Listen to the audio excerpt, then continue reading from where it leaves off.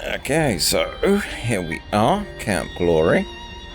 So this is going to be a nice kind of, we go up here, we go round here, we go down here, come through here, probably check out that little nook there, come down here, round, and then back up to the camp.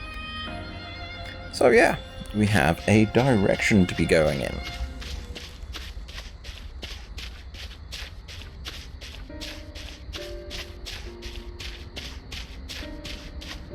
Which is always good.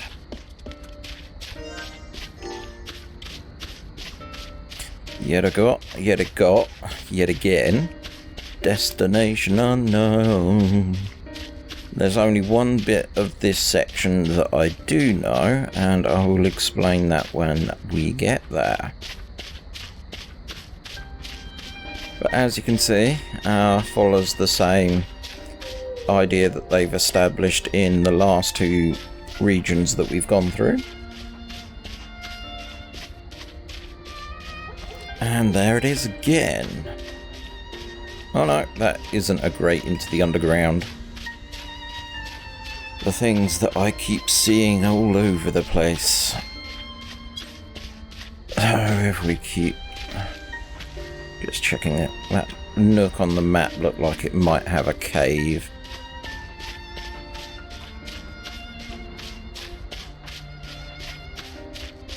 Okay, cigarette's gone out, so that can be put in the ashtray for now. I will just plod on without it. There's our atholite, which is a lovely point of reference.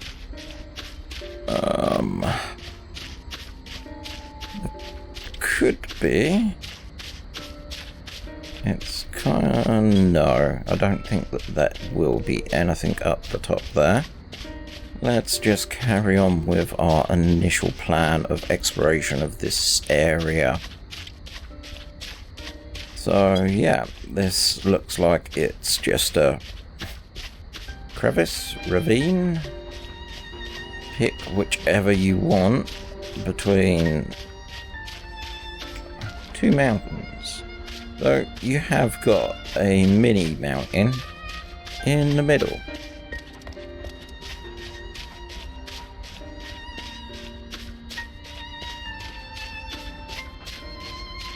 Which is quite neat. I mean, yeah, you got that sort of thing, but this sort of stands out because they've plonked it in the middle of what would have been an open area. And to be honest, it's actually nice to see that sort of things going on.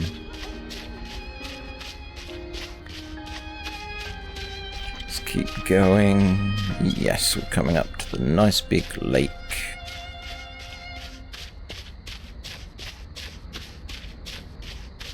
Given the size of the lake, though, I do wonder if they was planning on having like a boating game or something in it, because that is quite a large stretch to have dedicated to one idea.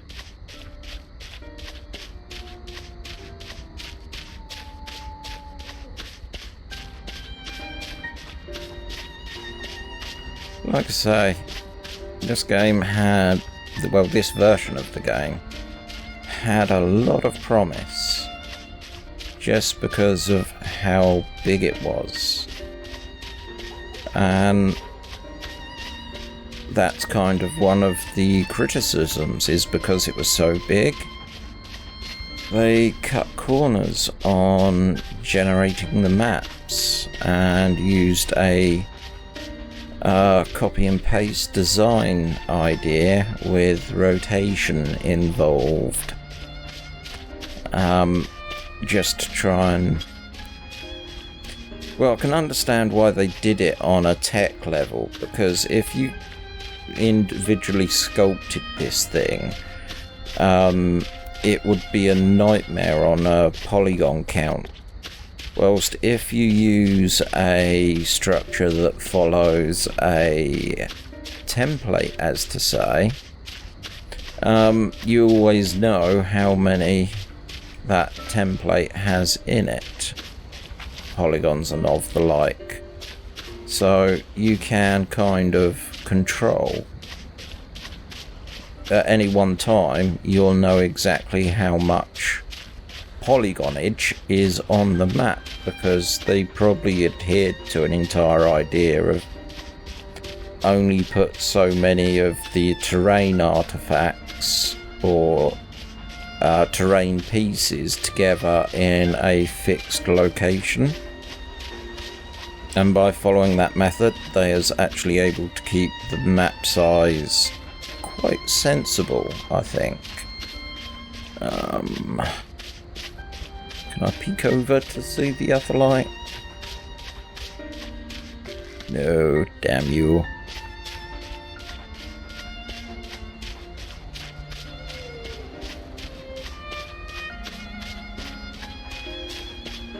But definitely, this does feel more of a world to me than what A Realm Reborn does. But again, I think that's down to the fact that I came to this game basically off the back of Final Fantasy XI. And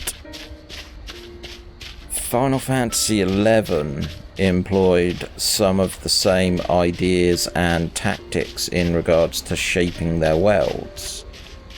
A friend of mine sent me a video to watch in regards to Final Fantasy XIV, and one of the things that they did say is they looked at Final Fantasy XI as inspiration. This is why the first 5 races for the game are basically the same races from Final Fantasy XI, direct ports into this game, because they wanted to stick with the formula that worked, and for them the formula for Final Fantasy XI worked.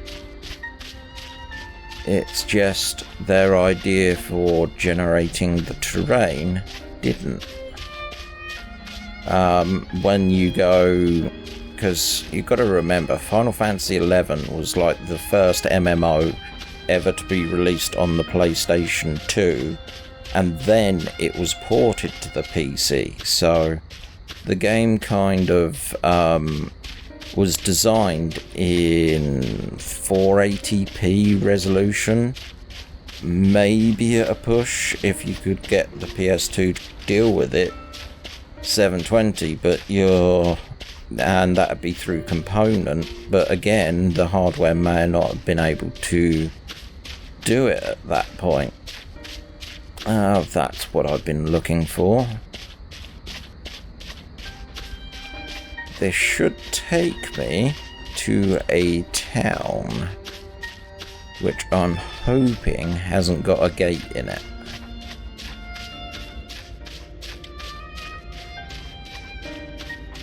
No, it's not this one. This is the standard cave.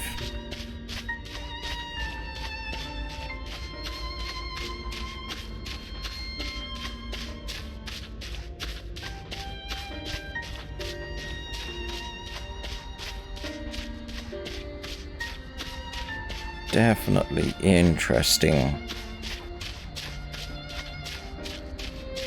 I mean, I know in the past there has been other MMOs that have tried to rebalance the game. One example that springs to mind is Star Wars Galaxies, because that you tried to... everyone was happy with it. There wasn't really Jedis. You could be force sensitive, and maybe through lots of grinding and lots of quests might be able to get a force power, but it was few and far between. Your main classes were more in line with what you saw in the movies. Well, they decided to try and revamp the system and made Jedi a selectable class, and obviously the game is set around the same time as I think it's set after Jedi, so it was very, very strange for a lore reasons why the game had Jedis in, and it just broke the game, because instead of having this like prestige that you had to work hard for to be able to get, you could just start level 1 as a Jedi. And the sweeping changes that they moved in along with that change just absolutely killed what players thought of the game. But that is something that they did to themselves through an update. There have been other MMOs that have done that, but Final Fantasy XIV is the only MMO I can think of that was launched. In the company's eyes, it failed, and then it was taken down and rebuilt from the ground up, basically. And the MMO is still here to this day. I do need to go back. I missed something. My guess is it was up here. I missed a cave.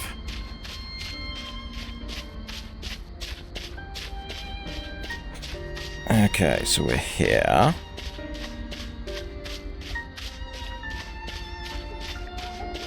Keep up that way.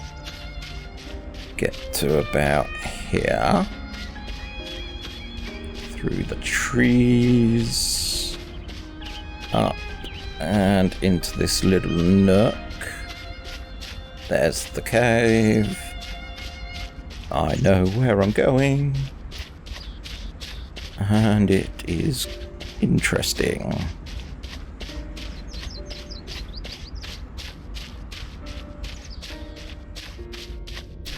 So here we go.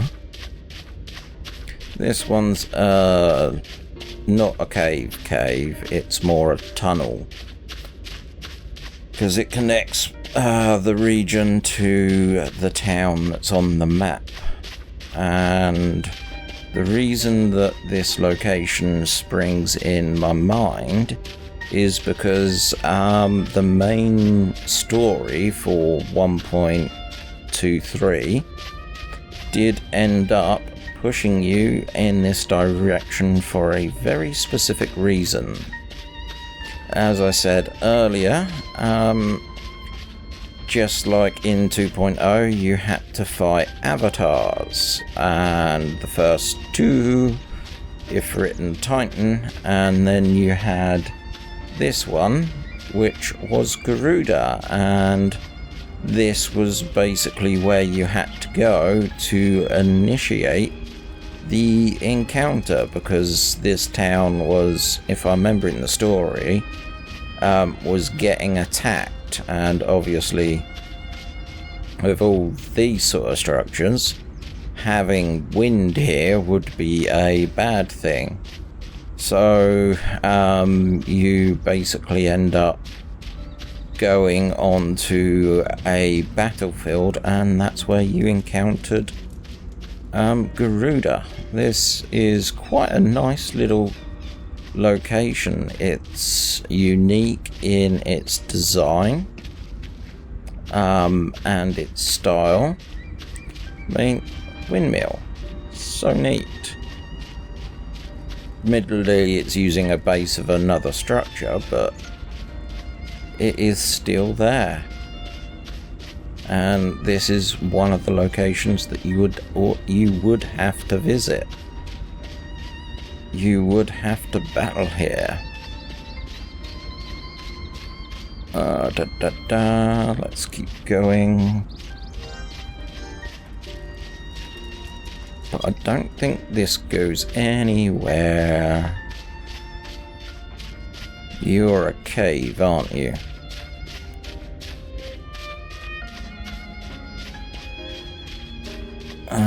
But it...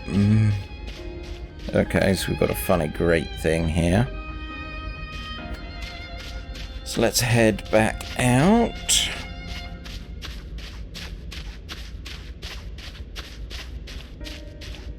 So yeah, that's kind of why I remember this location. The fight that was involved. Oh, what's up there though? Oh, haystacks. Okay, I can give those a pass.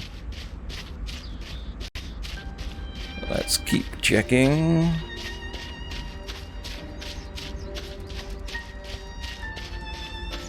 It's nice the fact that there's smoke coming out, making you think that, you know,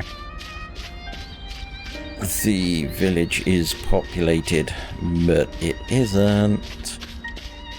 So what have we got left? Oh, not that much.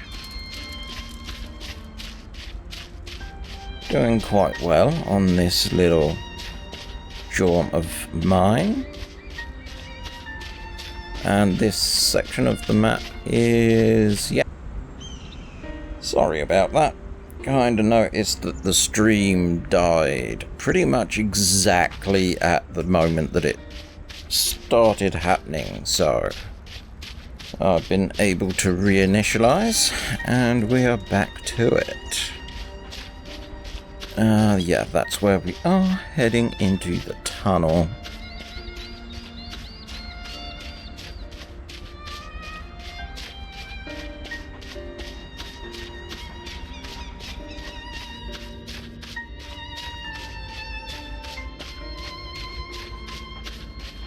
The thing that I keep finding myself wondering is, even though this is the failed version, how much money was thrown at it, and now it's just sat, doing nothing.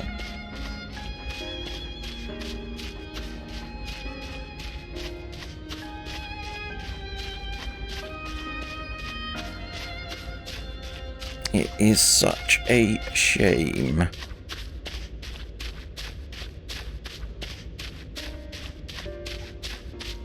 Okay, so we're back out of the tunnel with that thought in mind, and we're going to be following the path for a little bit once I get to it.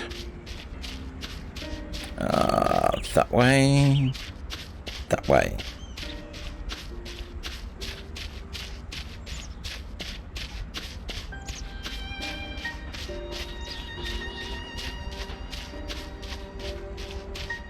At least now I know that it's not my own teleporting that's been breaking it. It was just coincidental.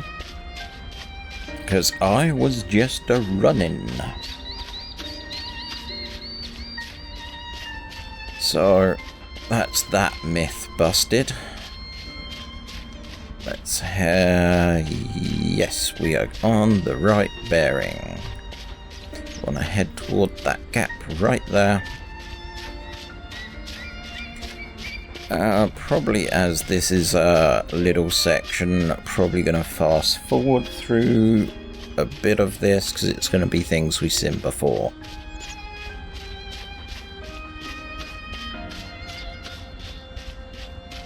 Whilst for me, it's going to take about a minute or two to navigate this little bit. The other awkward bit is I have to try and remember that I've said that in the recording. Otherwise, I'm in trouble.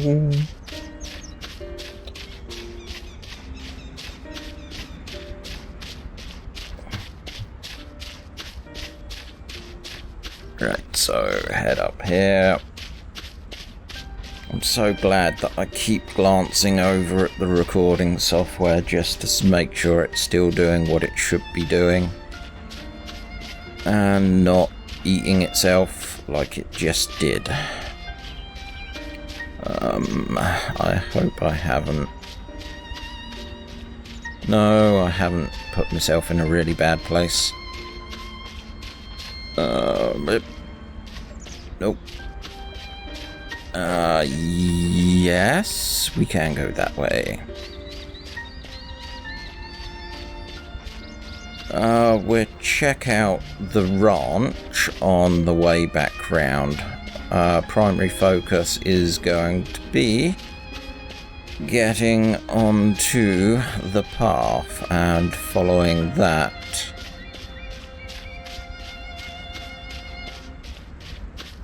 Which is nice. So head down in this direction.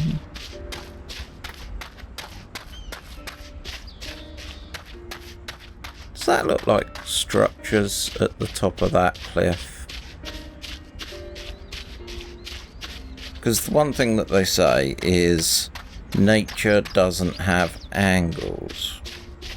Whilst up there it certainly looks... Oh no, that is just rocks. It so looked like a profile of like a church or something up there. So this road here was basically your main way.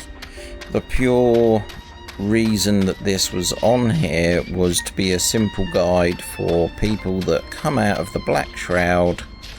They could follow the path and basically it would take you to Camp Dragonhead, which was kind of, as you saw on the list of the teleports, it's the first one on there, so it's kind of the first one that they wanted you to find, and then sort of scattered out after that. So yeah.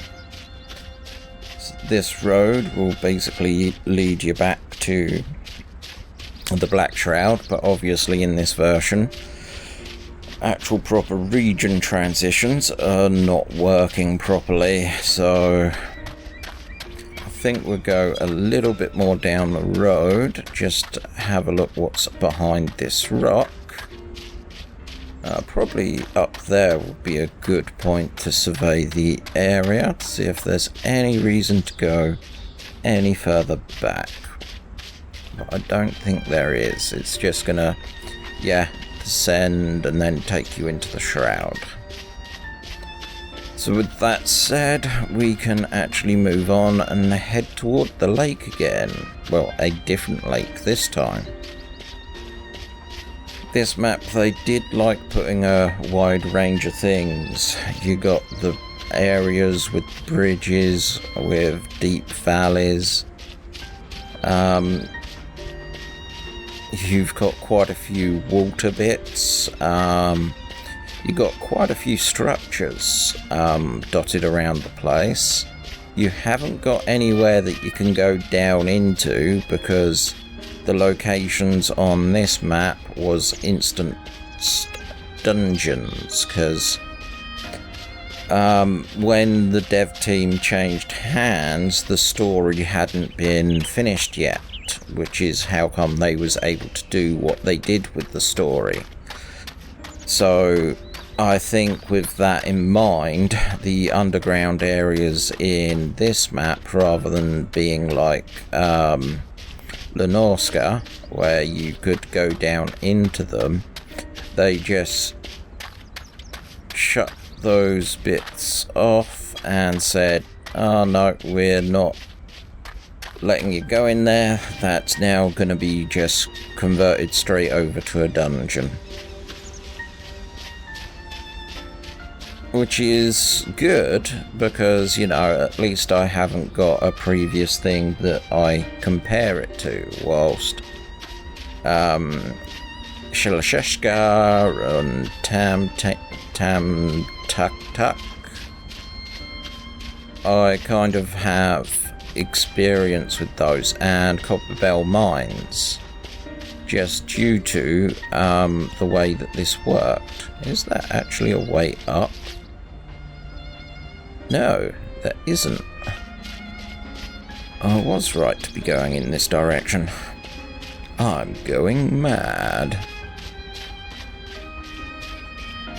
That's what it is. that's actually above us.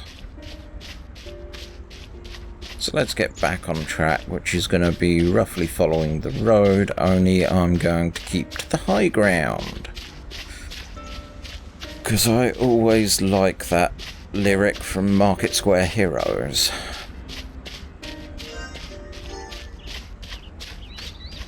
Which I think I should get bonus points just for being able to throw a Marillion reference in.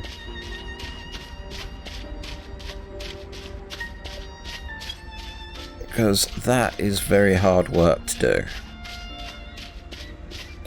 If you don't know what Marillion is, it's a band from the early to late 80s that was pretty unique. I mean, obviously during that period of time you had your Queen making a really big splash, as to say, but Marillion was something different. They tried experimenting a lot in regards to what they could do with songs. One of the key things I remember them doing is they've done a song called Grendel, which is basically a telling of the story of Grendel in musical form. The song's about 20 odd minutes long because it goes through movements of the story, which means they're constantly changing the tempo, and they're also changing the key, and they're also changing the, what's the word for it? Time signature, which makes it very interesting to listen to, and the way that it's delivered is really good. I went past a ranch? Really? Wow, that's what happens when you talk about Marillion. I didn't see a ranch over here.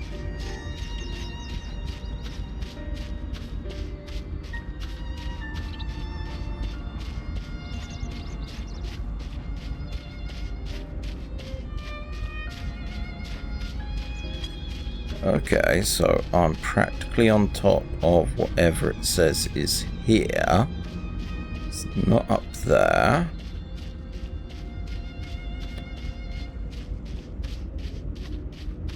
Weird.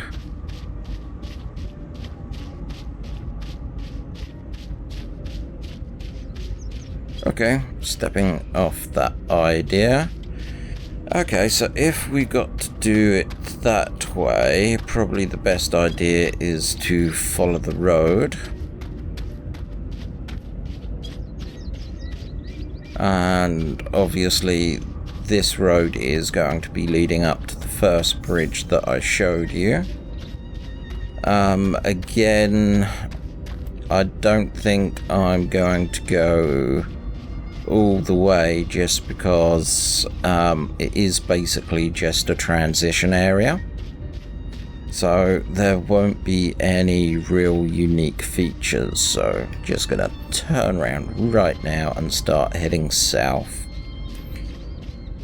straight toward a encampment, which I'm guessing is that over there, maybe. Yeah, that looks about right. You got torches.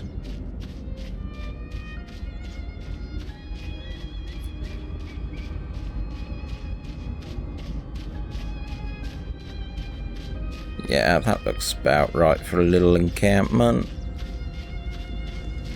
Giant stairs, though. Well, ladder. Ooh. Windmills. I forgot about this. There is another location with a few windmills, which is nice.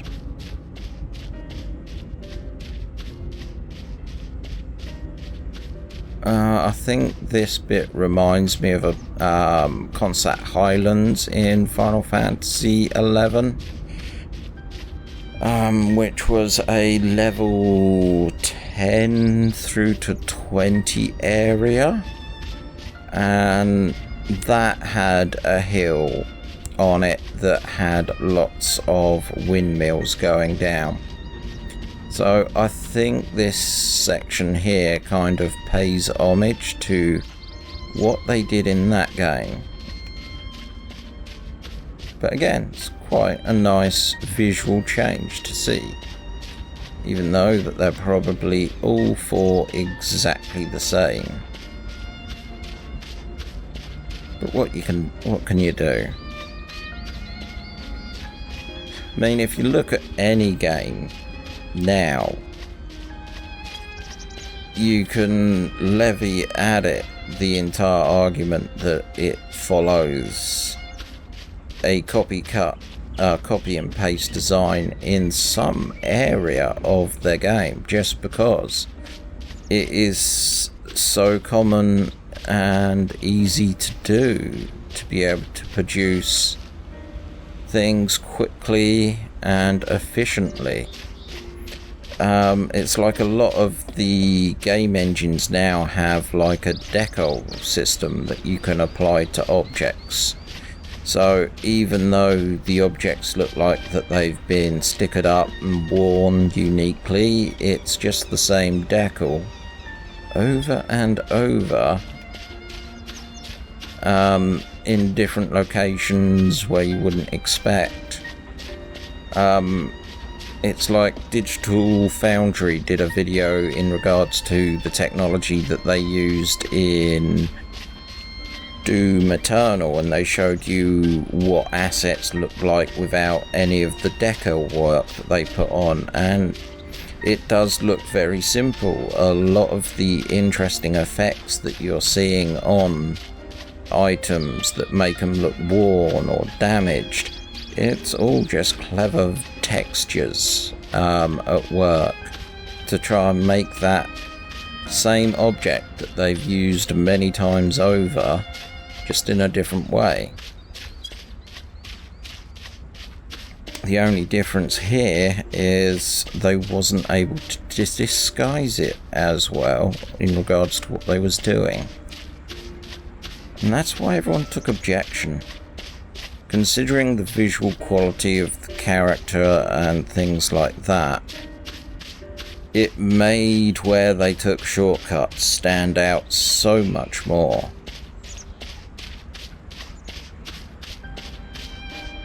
So here we are, pretty much getting close to the end of the line. I just wanted to have a look at this open patch here.